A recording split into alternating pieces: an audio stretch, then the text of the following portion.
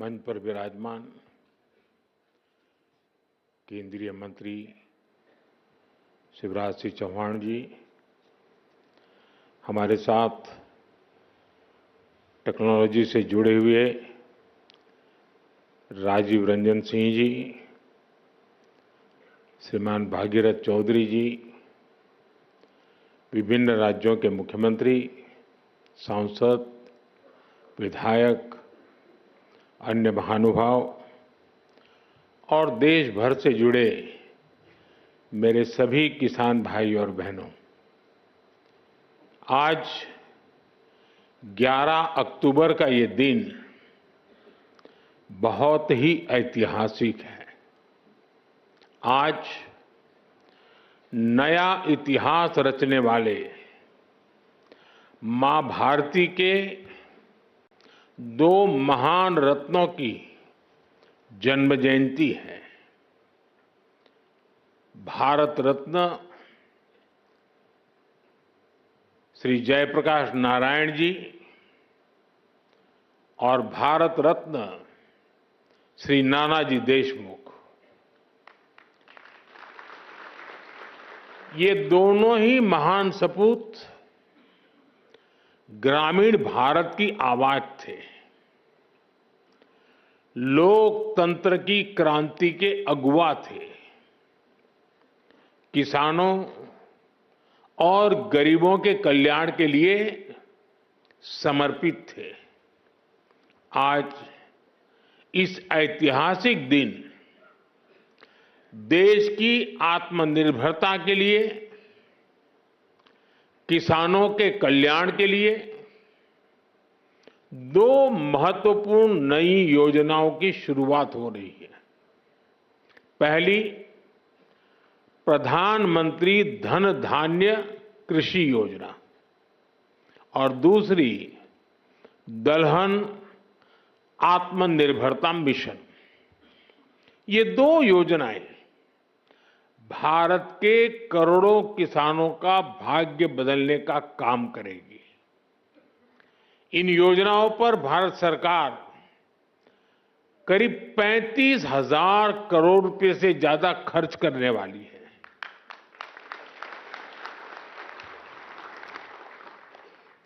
मैं सभी किसान साथियों को पीएम धन धान्य कृषि योजना और दलहन आत्मनिर्भरता मिशन के लिए बहुत बहुत बधाई देता हूं।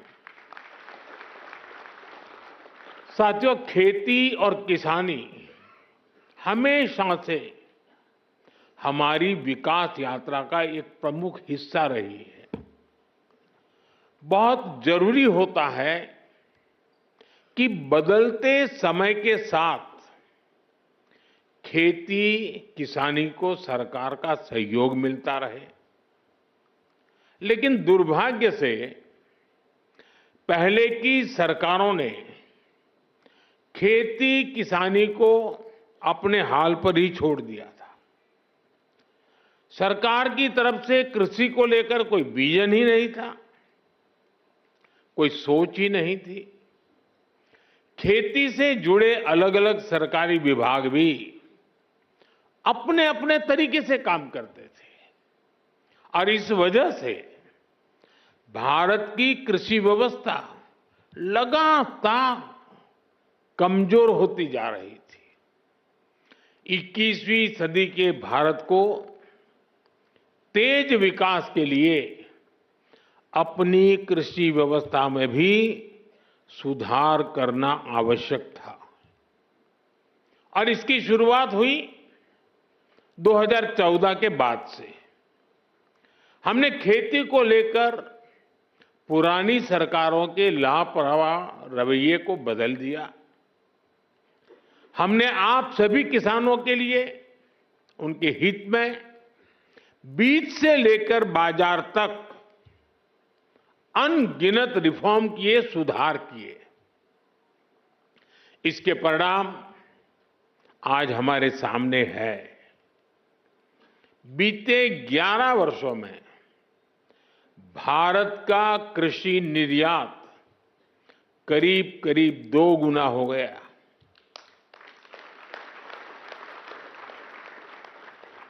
अनाज उत्पादन पहले जो होता था करीब करीब 900 लाख मैट्रिक टन और बढ़ गया।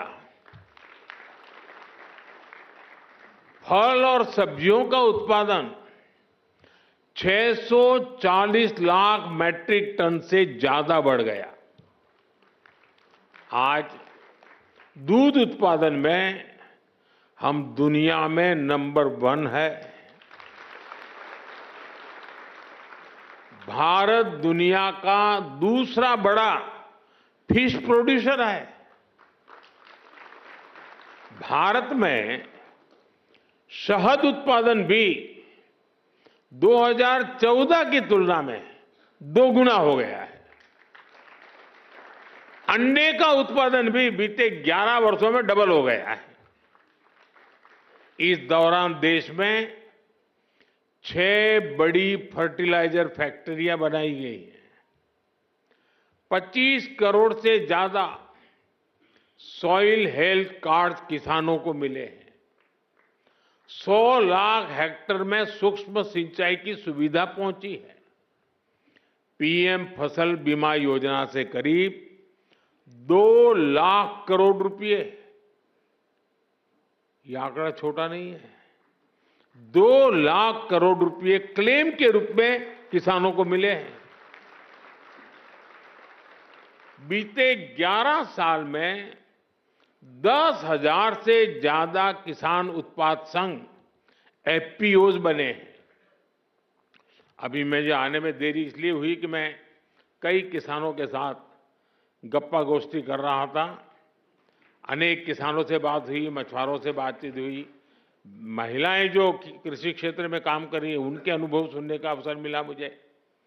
ऐसी अनेक उपलब्धियां हैं जो देश के किसान ने बीते 11 वर्षों में अनुभव की है।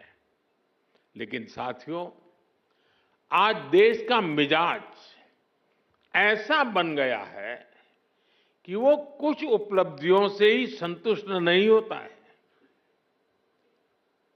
हमें विकसित बनता है तो फिर हर क्षेत्र में लगातार बेहतर करते ही रहना होगा, सुधार करना ही करना होगा। इसी सोच का परिणाम है पीएम धन धान्य कृषि योजना। और इस योजना की प्रेरणा बनी है आकांक्षी जिला योजना की सफलता। पहले की सरकारें देश के 100 से अधिक जिलों को पिछड़ा घोषित करके भूल गई थी। हमने उन जिलों पर विशेष ध्यान केंद्रित किया, उनको आकांक्षी जिला घोषित किया। इन जिलों में बदलाव का हमारा मंत्र था कन्वर्जेंस, कोलैबोरेशन और कंपटीशन। यानी पहले हर सरकारी विभाग अलग अलग योजनाओं, जिले के हर नागरिक, सबको जोड़ो, फिर सबका प्रयास के भाव से काम करो और उसके बाद बाकी जिलों के साथ स्वस्थ स्पर्धा करो। इस अप्रोच का फायदा आज दिख रहा है। साथियों, इन 100 से ज्यादा पिछड़े जिलों में, जिसे हम अब एस्पिरेशनल डिस्ट्रिक्ट कहते हैं, अब हम उसको पिछड़े जिले नहीं कहते, 20% बस्तियां ऐसी थी जिन्होंने आजादी के बाद से सड़क ही नहीं देखी थी। आज आकांक्षी जिला योजना की वजह से अब ऐसी ज्यादातर बस्तियों को भी सड़कों से जोड़ा जा चुका है। उस समय जिसे पिछड़े जिले कहते थे, उनमें 17% ऐसे बच्चे थे जो टीकाकरण के दायरे से बाहर थे। आज आकांक्षी जिला योजना की वजह से ऐसे ज्यादातर बच्चों को टीकाकरण का लाभ मिल रहा है। उन पिछड़े जिलों में 15% से ज्यादा ऐसे स्कूल थे जहां बिजली ही नहीं थी। आज आकांक्षी जिला योजना की वजह से ऐसे हर स्कूल को बिजली कनेक्शन दिया जा चुका है। साथियों, जब वंचितों को वरीयता मिलती है, पिछड़ों को प्राथमिकता मिलती है, तो उसके नतीजे भी बहुत अच्छे मिलते हैं। आज आकांक्षी जिलों में माता मृत्यु दर कम हुई है, बच्चों का स्वास्थ्य सुधरा है, पढ़ाई का स्तर सुधरा है। कितने ही पैरामीटर्स में ये जिले अब अन्य जिलों से बेहतर कर रहे हैं। साथियों, अब इसी मॉडल पर हम खेती के मामले में पिछड़े देश के 100 जिलों का, जो खेती के क्षेत्र में बाकी चीजों में आगे होंगे, ऐसे 100 जिलों का हम विकास करना चाहते हैं, उस पर ध्यान केंद्रित करके काम करना चाहते हैं। पीएम धन धान्य कृषि योजना की प्रेरणा वही आकांक्षी जिलों का मॉडल है। इस योजना के लिए 100 जिलों का चयन बहुत सोच समझकर किया गया है। 3 पैरामीटर्स पर इन जिलों का चुनाव किया गया है। पहला, खेत से कितनी पैदावार होती है। दूसरा, एक खेत में कितनी बार खेती होती है। और तीसरा, किसानों को लोन या निवेश की कोई सुविधा है, और है तो कितनी मात्रा में है। साथियों, हमने अक्सर 36 के आंकड़े की चर्चा सुनी है। हम बार बार कहते हैं उनके बीच तो 36 का आंकड़ा है, लेकिन हर चीज को हम चुनौती देते हैं, उसको उल्टा करते हैं। इस योजना में हम सरकार की 36 योजनाओं को एक साथ जोड़ रहे हैं। जैसे प्राकृतिक खेती पर राष्ट्रीय मिशन है, सिंचाई के लिए पर ड्रॉप मोर क्रॉप अभियान है, तेल उत्पादन को बढ़ाने के लिए तिलहन मिशन है। ऐसी अनेक योजनाओं को एक साथ लाया जा रहा है। पीएम धन धान्य कृषि योजना में हमारे पशुधन पर भी विशेष फोकस किया जा रहा है। आप जानते हैं, फूट एंड माउथ डिसीज यानी खुरपका मुंहपका जैसी बीमारियों से पशुओं को बचाने के लिए 125 करोड़ से अधिक टीके मुफ्त लगाए गए हैं। इससे पशु भी स्वस्थ हुए हैं और किसानों की चिंता भी कम हुई है। पीएम धन धान्य कृषि योजना में स्थानीय स्तर पर पशुओं के स्वास्थ्य से जुड़े अभियान भी चलाए जाएंगे। साथियों, आकांक्षी जिला कार्यक्रम की तरह उसी प्रकार से पीएम धन धान्य कृषि योजना का बहुत बड़ा दायित्व किसानों के साथ ही स्थानीय सरकारी कर्मचारियों और उस जिले के डीएम या कलेक्टर पर है।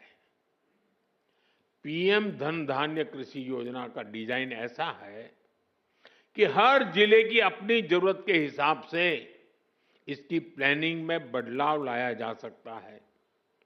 इसलिए मैं किसानों और संबंधित जिलों के मुखिया से आग्रहपूर्वक कहूंगा, अब आपको जिले के स्तर पर ऐसी कार्य योजना बनानी है जो वहां की मिट्टी और वहां की जलवायु के अनुकूल हो।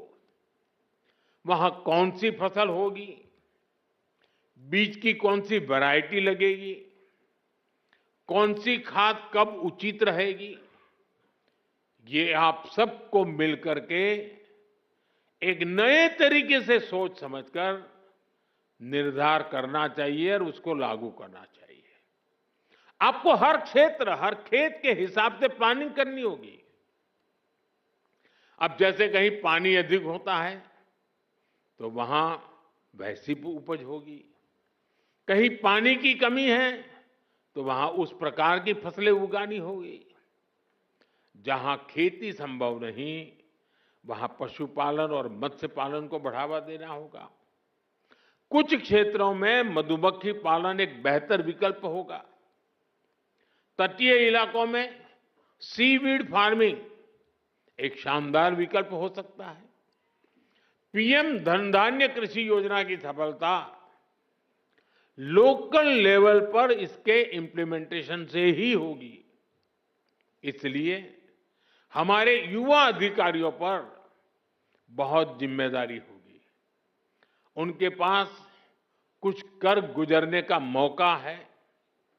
मुझे विश्वास है कि युवा साथी किसानों के साथ मिलकर देश के 100 जिलों की खेती की तस्वीर बदल देंगे। और मैं आपको विश्वास से कहता हूं, जैसे ही इस गांव में खेती की तस्वीर बदली, उस पूरे गांव की इकोनॉमी बदल जाएगी। साथियों, आज से दलहन आत्मनिर्भरता मिशन भी शुरू हो रहा है। ये सिर्फ दाल उत्पादन बढ़ाने का मिशन नहीं है, बल्कि हमारी भावी पीढ़ी को सशक्त बनाने का भी अभियान है। जैसे मैंने अभी पहले कहा, बीते सालों में भारत के किसानों ने रिकॉर्ड खाद्यान्न उत्पन्न किया है।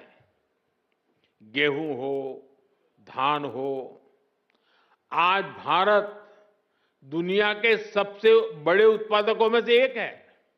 लेकिन साथियों, हमें आटे और चावल से भी आगे बढ़कर सोचना ही होगा। हम अपने घर में भी आटे और चावल से गुजारा नहीं करते, और भी चीजें जरूर पड़ती हैं। आटा चावल से भूख तो मिट सकती है, लेकिन पर्याप्त पोषण के लिए हमें और चीजों की जरूरत होती है। उसके लिए हमें योजना करनी होती है।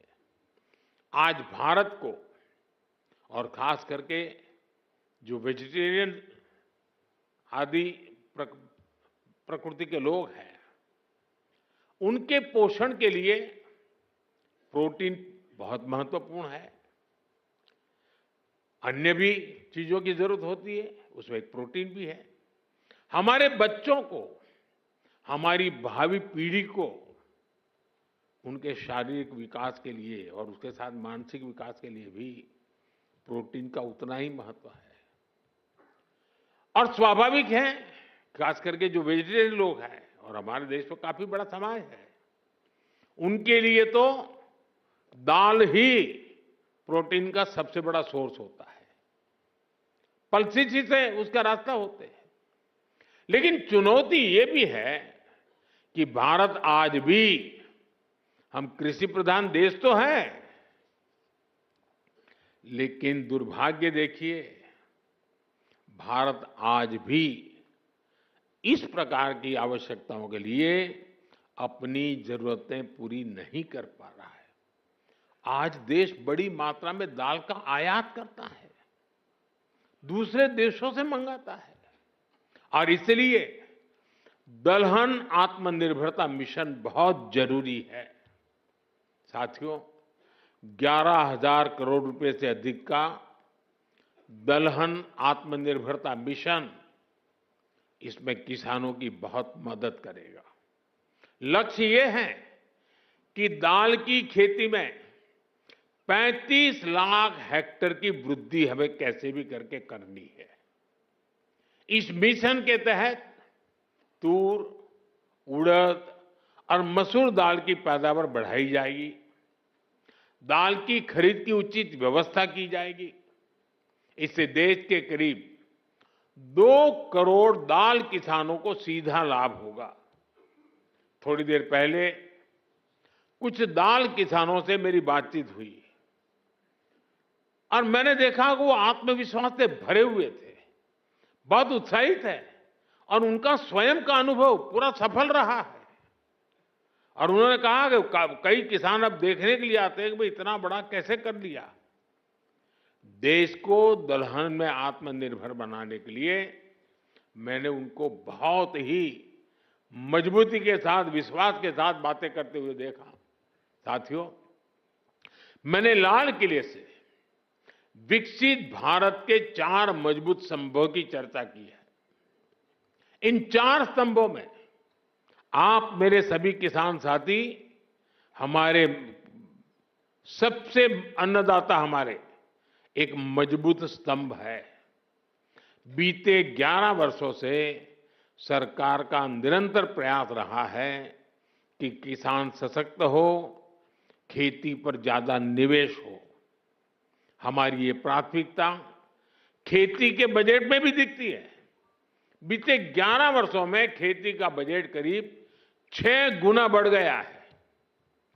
इस बढ़े हुए बजट का सबसे अधिक फायदा हमारे छोटे किसानों को हुआ है।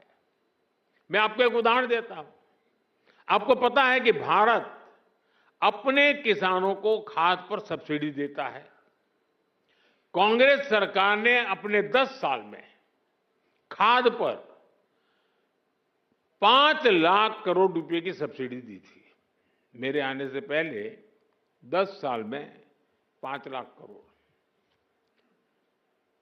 हमारी सरकार ने, भाजपा एनडीए की सरकार ने पिछले 10 साल में खाद में जो सब्सिडी है वो 13 लाख करोड़ रुपए से ज्यादा दी है। साथियों, कांग्रेस सरकार एक साल में खेती पर जितना खर्च करती थी, एक साल में खेती पर जो खर्च होता था, उतना तो बीजेपी एनडीए की सरकार एक बार में पीएम किसान सम्मान निधि के रूप में किसानों के बैंक खाते में जमा कर देते हैं। अब तक 3,75,000 करोड़ रुपए सीधे पीएम किसान सम्मान निधि के आपके बैंक खातों में भेजे जा चुके हैं। साथियों, किसानों की आय बढ़ाने के लिए हमारी सरकार पारंपरिक खेती से भी आगे विकल्प उन्हें दे रही है। इसलिए पशुपालन, मछली पालन, मधुमक्खी पालन भी, उनके पर भी अतिरिक्त आय के लिए बल दिया जा रहा है। इससे छोटे किसानों को, भूमिहीन परिवारों को भी ताकत मिलती है और इसका फायदा देश के किसान उठा रहे हैं। अब जैसे शहद उत्पादन का सेक्टर है, 11 वर्ष पहले जितना शहद भारत में पैदा होता था, आज उसका करीब करीब 2 गुना शहद उत्पादन भारत में होता है। 6-7 साल पहले करीब 450 करोड़ रुपए शहद हम एक्सपोर्ट करते थे, 450 करोड़ रुपए का। लेकिन पिछले साल 1500 करोड़ रुपए से अधिक का शहद विदेशों को निर्यात हुआ है। ये 3 गुना अधिक पैसा हमारे किसानों को ही तो मिला है। साथियों, गांव की समृद्धि और खेती को आधुनिक बनाने में आज हमारी बहनों की भागीदारी निरंतर बढ़ रही है। अभी एक देवी जी से मेरी बात हो रही थी, वो राजस्थान से थी। वो अपना स्वयं सहायता समूह से जुड़ी। वो मुझे कह रहे हैं कि आज उनके मेंबर 90,000 है, 90,000। कितना बड़ा काम किया होगा। एक डॉक्टर बहन मिली, स्वयं पढ़ी लिखी डॉक्टर है, लेकिन अब पशुपालन में उसमें लग गई है। देखिए, खेत में फसल का काम हो या फिर पशुपालन, आज गांव की बेटियों के लिए अवसर ही अवसर है। देश भर में 3 करोड़ लखपति दीदियां बनाने का जो अभियान है, उससे खेती को बहुत मदद मिल रही है। आज गांवों में नमो ड्रोन दीदियां खाद और कीटनाशक छिड़काव के आधुनिक तरीकों का नेतृत्व कर रही है। इससे नमो ड्रोन दीदियों को हजारों करोड़ रुपए की कमाई हो रही है। इसी तरह खेती की लागत कम करने में भी बहनों की भूमिका बढ़ रही है। किसान प्राकृतिक खेती से जुड़े, इसके लिए देश में 17,000 से अधिक ऐसे क्लस्टर बनाए गए हैं जो जरूरी मदद देते हैं। करीब 70,000 कृषि सखियां प्राकृतिक खेती को लेकर जरूरी मार्गदर्शन किसानों को देने के लिए तैयार है। साथियों, हमारा प्रयास हर किसान, हर पशुपालक का खर्च कम करना और लाभ ज्यादा देने का है। अभी जो जीएसटी में नया सुधार हुआ है, अभी शिवराज जी बड़े उत्साह से उसकी बात कर रहे थे, इसका भी बहुत अधिक फायदा गांवों के लोगों को, किसानों, पशुपालकों को हुआ है। अभी जो बाजार में से खबरें आ रही हैं, वो बताती हैं कि त्योहारों के इस सीजन में किसान बड़ी संख्या में ट्रैक्टर खरीद रहे हैं, क्योंकि ट्रैक्टर और भी सस्ते हुए हैं। जब देश में कांग्रेस सरकार थी तो किसान को हर चीज महंगी पड़ती थी। अब ट्रैक्टर ही देखिए, एक ट्रैक्टर पर कांग्रेस की सरकार 70,000 रुपये का टैक्स लेती थी। वहीं जीएसटी में नए सुधार के बाद वही ट्रैक्टर में सीधे करीब 40,000 रुपये सस्ता हो गया है। साथियों, किसानों के उपयोग की बाकी मशीनों पर भी जीएसटी बहुत कम किया गया है। जैसे धान रोपने की मशीन है, उस पर 15,000 रुपये की बचत होगी। इसी तरह पावर टिलर पर 10,000 रुपये की बचत पक्की हो गई है। थ्रेशर पर भी आपको 25,000 रुपये तक की बचत होगी। टपक सिंचाई, फव्वारा सिंचाई से जुड़े उपकरण हो, कटाई मशीन हो, सभी पर जीएसटी में भारी कमी की गई है। साथियों, प्राकृतिक खेती को बल देने वाली जो खाद है, कीटनाशक है, वो भी जीएसटी कम होने से सस्ते हो गए हैं। कुल मिलाकर देखें तो गांव के एक परिवार को डबल बचत हुई है। एक तो रोजमर्रा का सामान सस्ता हुआ है और ऊपर से खेती के उपकरण भी अब कम दाम में मिल रहे हैं। मेरे प्यारे किसान साथियों, आपने आजादी के बाद भारत को अन्न उत्पादन में आत्मनिर्भर बनाया। अब विकसित भारत बनाने में आपकी बहुत बड़ी भूमिका है। एक तरफ हमें आत्मनिर्भर होना ही है, दूसरी तरफ हमें वैश्विक बाजार के लिए भी उत्पादन करना है। अब हमें दुनिया के दरवाजों पर दस्तक देनी है। दोस्तों, हमें ऐसी फसलों पर भी बल देना है जो दुनिया की मंडियों में छा जाए। हमें आयात कम करके ही रहना है और निर्यात बढ़ाने में कोई पीछे नहीं रहना है। पीएम धन धान्य कृषि योजना, दलहन आत्मनिर्भरता मिशन, ये दोनों इसमें बड़ी भूमिका निभाएंगे। आज इस महत्वपूर्ण अवसर पर एक बार फिर इन योजनाओं के लिए मेरे किसान भाई बहनों को मैं अनेक अनेक शुभकामनाएं देता हूं। आपको आने वाली दिवाली के पर्व की भी बहुत बहुत शुभकामनाएं देता हूं। बहुत बहुत धन्यवाद।